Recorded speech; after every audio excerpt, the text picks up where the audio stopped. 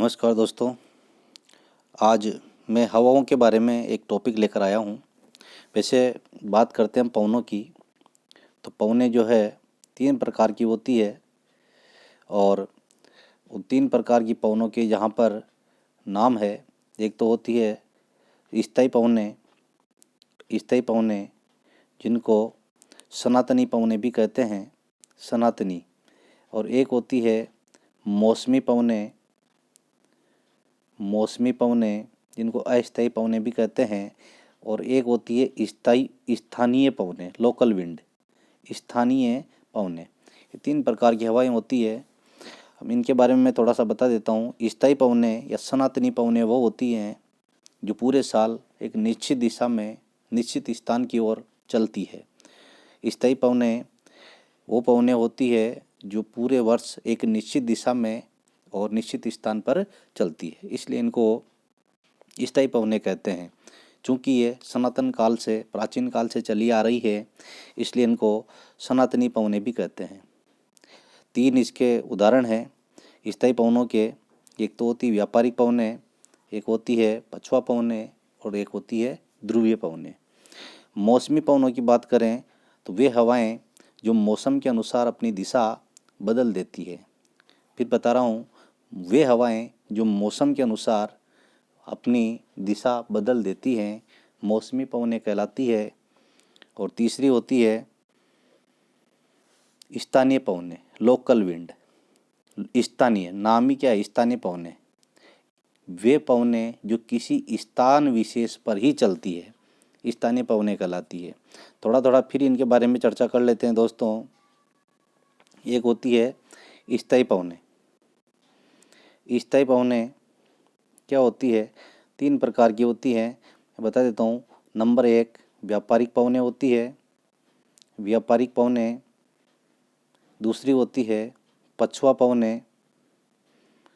पवनें, और तीसरी होती है ध्रुवीय पवनें। ये 3 प्रकार की जो पवनें हैं वो स्थायी पवनें या सनातनी पवनें कहलाती है। दूसरी पवनें मैंने बताई आपको जो है अस्थायी पवनें या मौसमी हवाएं, मौसमी या अस्थायी पवनें। मौसमी पवनें जो होती है वो किसी मौसम विशेष के अनुसार चलती है। इसमें पहली आती है पर्वत समीर। दूसरी होती है घाटी समीर।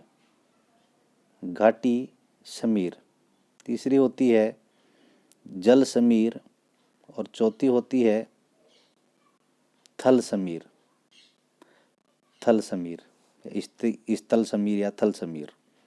तो इस प्रकार से ये 4 प्रकार की पवनें मौसमी पवनें होती है दोस्तों। ये मौसम के अनुसार अपनी दिशा बदल देती है। अंतिम है स्थानीय पवनें या लोकल विंड। बात कर रहे हैं स्थानीय पवनें।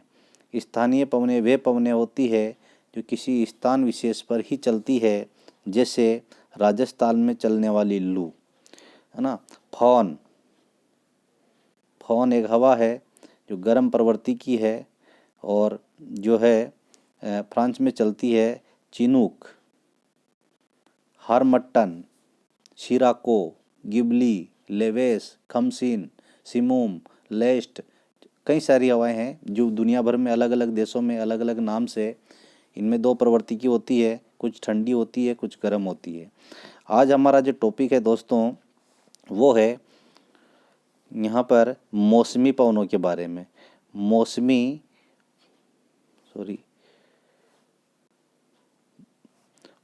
पवनें। और मौसमी पवनों में भी आज हम पढ़ेंगे 2 प्रकार की पवनें। एक तो है स्थल समीर और एक है जल समीर। ठीक है दोस्तों, तो ये दोनों प्रकार की हवाएं कब कब चलती है और कैसे कैसे चलती है, क्योंकि टॉपिक ज़्यादा बड़ा नहीं है, विषय को ध्यान से समझे। मौसमी पवनों में मैंने 4 बताई थी, पर्वत समीर, घाटी समीर, जल समीर और थल समीर। इसमें आज हम 2 पढ़ रहे हैं। पहला है स्थल समीर और दूसरा है जल समीर। तो चर्चा करते हैं हम सबसे पहले स्थल समीर की। स्थल समीर, सबसे पहले स्थल समीर। स्थल समीर, जैसा कि नाम से स्पष्ट है, स्थल समीर, स्थल की ओर से चलने वाली हवा। ठीक है, यहाँ मैं एक डायग्राम ले लेता हूँ दोस्तों। इस तरह से मान लीजिए पर्वत है, स्थल है, और यहाँ पर जल भरा है।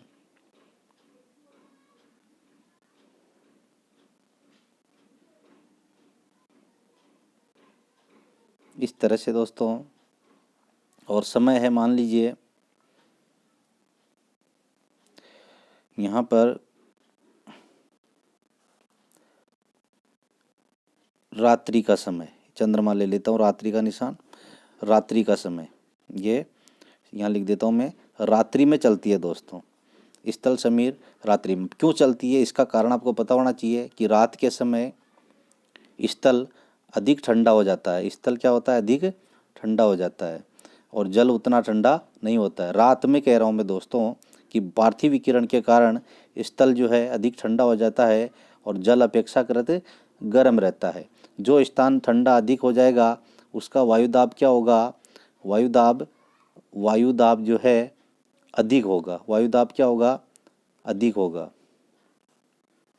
वायुदाब इसका अधिक होगा दोस्तों। वायुदाब अधिक होगा क्योंकि तापमान न्यून है। और यहाँ का वायुदाब क्या होगा, यहाँ का वायुदाब कम होगा।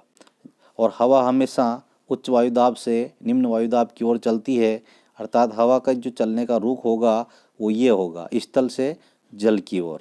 ठीक है दोस्तों, तो इस तरह से यहाँ पर मैं वापस इसको और अच्छा समझाने का प्रयास करता हूँ। ठीक है, ये मान लीजिए स्थल है और यहाँ पर जल भरा है,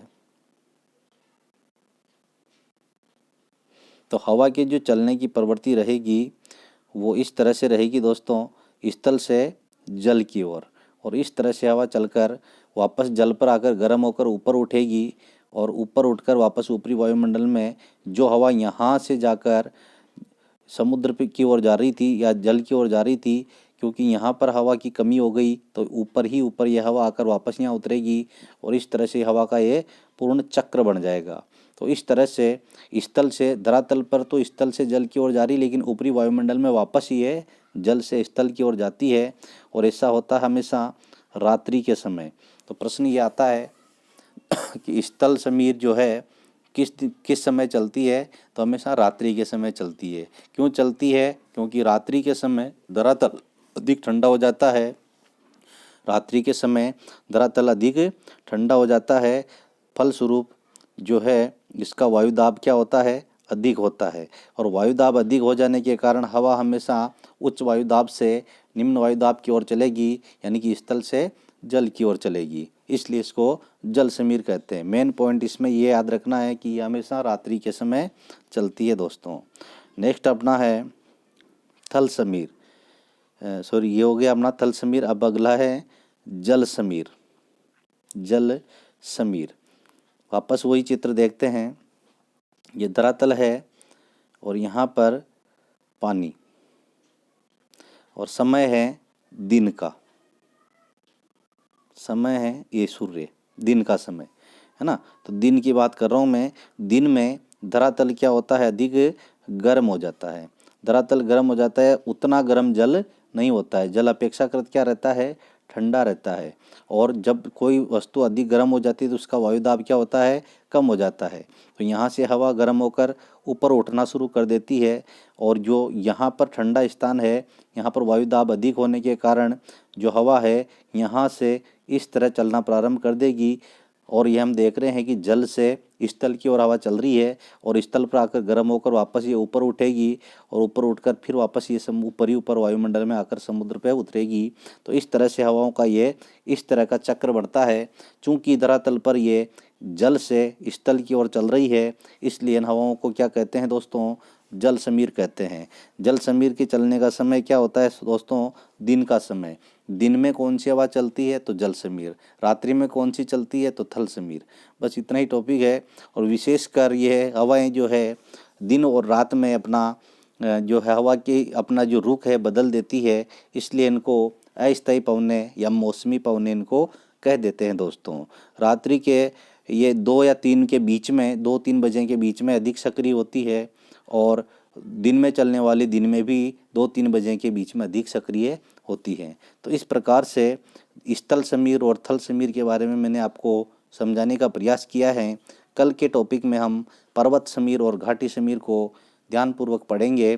वीडियो आपको अच्छा लगा है तो आप चैनल को सब्सक्राइब कर लें और इसी प्रकार से मैं आपको नेक्स्ट वीडियो पर्वत समीर और घाटी समीर के बारे में लेकर आऊँगा। धन्यवाद।